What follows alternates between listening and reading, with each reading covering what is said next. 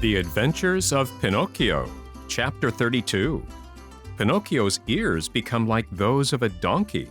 In a little while, he changes into a real donkey and begins to bray.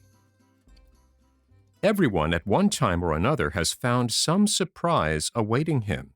Of the kind which Pinocchio had on that eventful morning of his life, there are but few. What was it? I will tell you, my dear little readers. On awakening, Pinocchio put his hand up to his head, and there he found, guess! He found that during the night, his ears had grown at least 10 full inches. You must know that the marionette, even from his birth, had very small ears, so small indeed that to the naked eye they could hardly be seen. Fancy how he felt when he noticed that overnight those two dainty organs had become as long as shoe brushes. He went in search of a mirror, but not finding any, he just filled a basin with water and looked at himself. There he saw what he never could have wished to see. His manly figure was adorned and enriched by a beautiful pair of donkey's ears. I leave you to think of the terrible grief, the shame, and the despair of the poor marionette.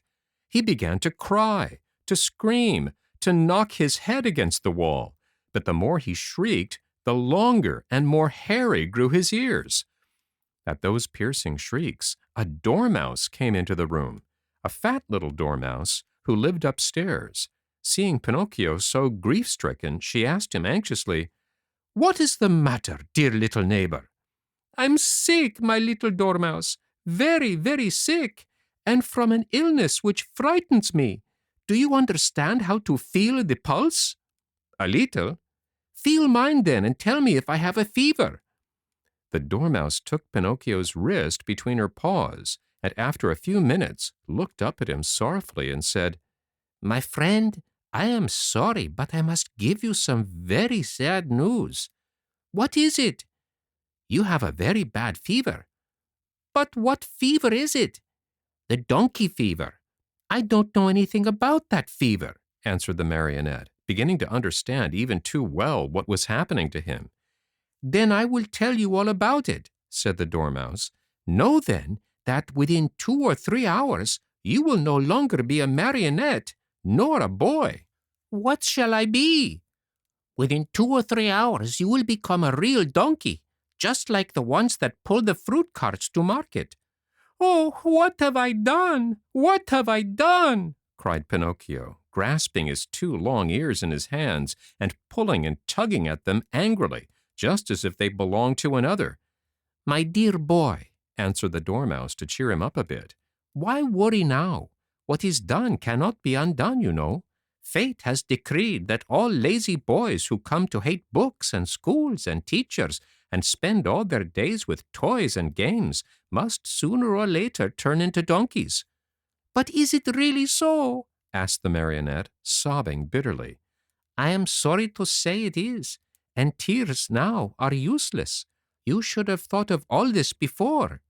"But the fault is not mine. Believe me, little dormouse, the fault is all Lampwick's."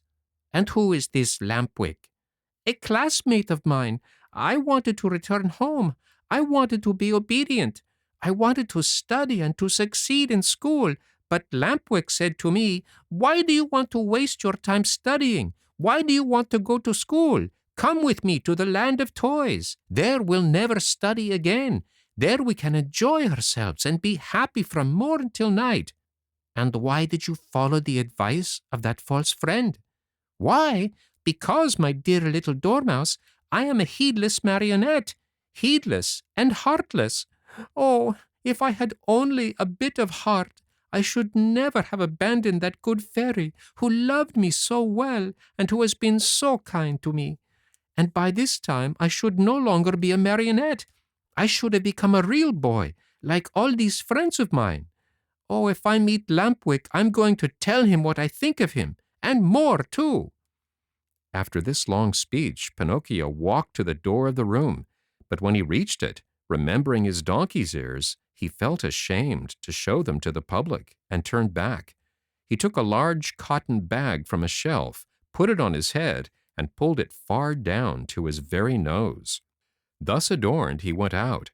He looked for Lampwick everywhere, along the streets, in the squares, inside the theaters, everywhere, but he was not to be found. He asked everyone whom he met about him, but no one had seen him.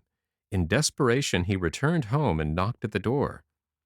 "Who is it?" asked Lampwick from within. "It is I," answered the marionette. "Wait a minute." After a full half-hour, the door opened. Another surprise awaited Pinocchio.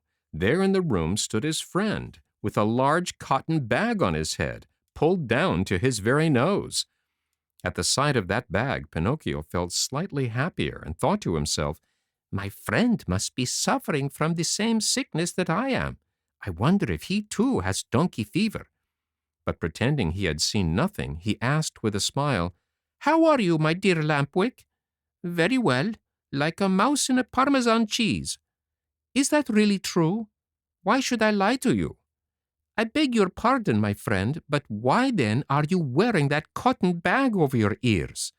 "The doctor has ordered it because one of my knees hurts. And you, dear marionette, why are you wearing that cotton bag down to your nose?" "The doctor has ordered it because I have bruised my foot." "Oh, my poor Pinocchio! Oh, my poor Lampwick!"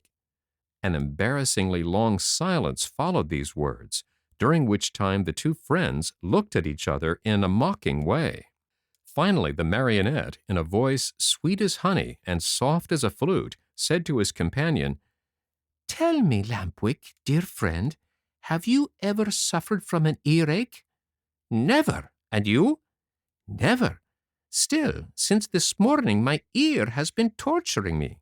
"So has mine." "Yours too? And which ear is it?" "Both of them. And yours?" "Both of them too. I wonder if it could be the same sickness." "I'm afraid it is." "Will you do me a favor, Lampwick?" "Gladly, with my whole heart." "Will you let me see your ears?" "Why not? But before I show you mine, I want to see yours, dear Pinocchio." "No, you must show yours first." "No, my dear, yours first, then mine." "Well then," said the marionette, "let us make a contract." "Let's hear the contract." "Let us take off our caps together, all right?" "All right. Ready then?" Pinocchio began to count. 1, 2, 3. At the word 3, the two boys pulled off their caps and threw them high in the air. And then a scene took place which is hard to believe, but it is all too true. The marionette and his friend Lampwick, when they saw each other, both stricken by the same misfortune, instead of feeling sorrowful and ashamed, began to poke fun at each other. And after much nonsense, they ended by bursting out into hearty laughter. They laughed and laughed and laughed again, laughed till they ached, laughed till they cried. But all of a sudden, Lampwick stopped laughing. He tottered and almost fell. Pale as a ghost, he turned to Pinocchio and said, "Help! Help, Pinocchio!" "What is the matter?" "Oh, help me! I can no longer stand up." "I can't either," cried Pinocchio, and his laughter turned to tears as he stumbled about helplessly. They had hardly finished speaking when both of them fell on all fours and began running and jumping around the room. As they ran, their arms turned into legs, their faces lengthened into snouts, and their backs became covered with long gray hairs. This was humiliation enough, but the most horrible moment was the one in which the two poor creatures felt their tails appear. Overcome with shame and grief, they tried to cry and bemoan their fate. But what is done can't be undone.